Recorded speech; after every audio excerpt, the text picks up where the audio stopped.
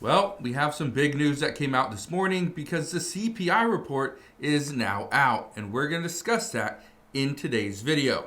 The good news is that the report that came out this morning looks like the Federal Reserve is going to cut rates come next week. Are we going to see a substantial rate cut? Probably not, but at least it will be the start of a sequence of rate cuts, most likely over the next several months. So that's the good news, but let's get right into the report. It says right here, consumer prices rose at an annual rate of 2.9% in August as weekly jobless claims jump. So if you're watching the stock market this morning, you probably saw that some things are shooting up, other things are selling off. And a lot of this has to do with the jobless cuts, okay, the claims. That was a big issue. Other than that, we were expecting 2.9%, so kind of falls in line with where we were expecting it to be anyway. Let's get right down to some of the things in this report. See it right here.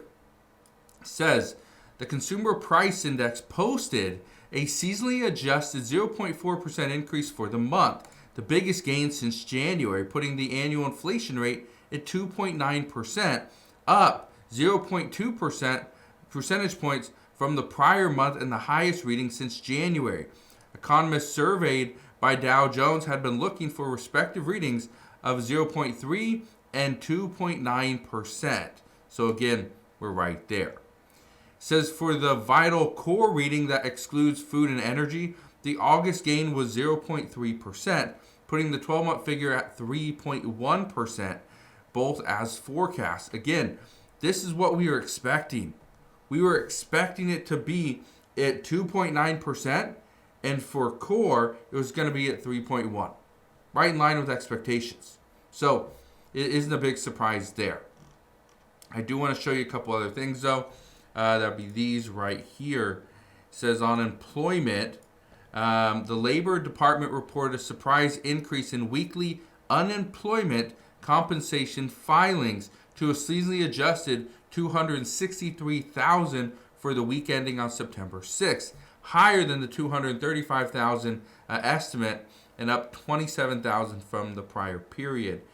This claims level marked the highest in nearly 4 years. Now, why? Why is that happening? Well, this is exactly what I said was happening before. We were seeing people are losing their jobs faster. This is something that we are now starting to see. And I said this was going to happen, that this is just a matter of time before we start to see all those companies that were trying to hold on to their prices, not increase prices as a result of tariffs or whatever it may be. I said just wait.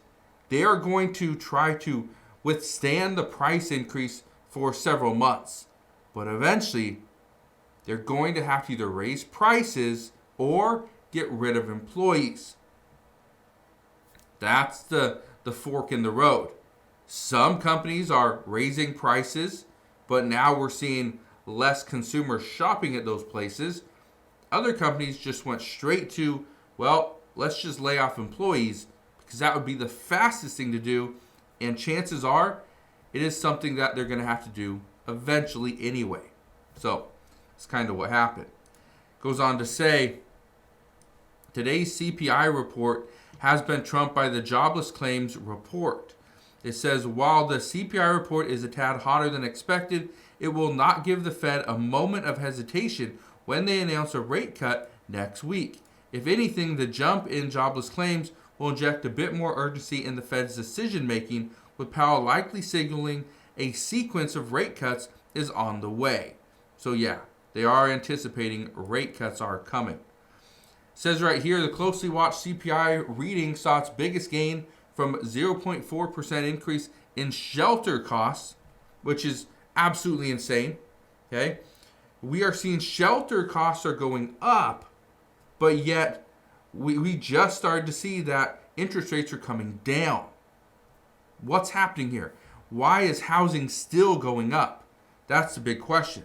And keep in mind, shelter accounts for like 50% of the CPI report or something like that. It's ridiculous. It says right here, which accounts for about 1/3 of the weight in the index. So yeah, about 30%. My bad, not 50. It said food prices jumped 0.5%, while energy was up 0.7%, as gasoline rose 1.9%, likely indicating tariff impacts on prices. One of the reasons why gasoline prices normally go up for this month, or this coming month, is all because of Labor Day and people traveling. Usually the reason why August is a little bit higher for gasoline is simply because people are doing their last minute vacations. So chances are in September, once we get the report in October, it will likely come back down. So that will be the good news there. I do want to go over a couple things really quick. These right here. It says tariff-sensitive vehicle prices saw monthly increases, with new vehicles up 0.3%. Used cars and trucks, which are generally not influenced by tariffs, those rose by 1% as well. That is part of the concern, is used cars and trucks, there's no tariffs associated with them. Okay? None. But the concern is, if we are seeing new vehicles get more expensive, the used vehicles kind of follow. All right? They don't just drop immediately. They kind of follow in line with them and ride their coattails. So that's kind of what we saw there as well. Talk about services really quick. It says service prices, including energy, rose 0.3% in August and are up 3.6% on the year. Shelter also was up 3.6% annually, has been steadily declining through the year after peaking above 8% early 2023. So, yeah. Now, what does this mean moving forward? Well, here's what we know. What we know is that there's a chance reciprocal tariffs are deemed unlawful. If that's the case, all that money gets returned back to the importer on records. Now, here's the issue though. We have already priced in a lot of this stuff, so prices will come down if this is deemed unlawful. But if the Supreme Court sides with the Trump administration, whenever that will be, it could be in the next month, it could be in the next year, we don't know. But if they side with the Trump administration, it's likely going to put more pressure on companies as well.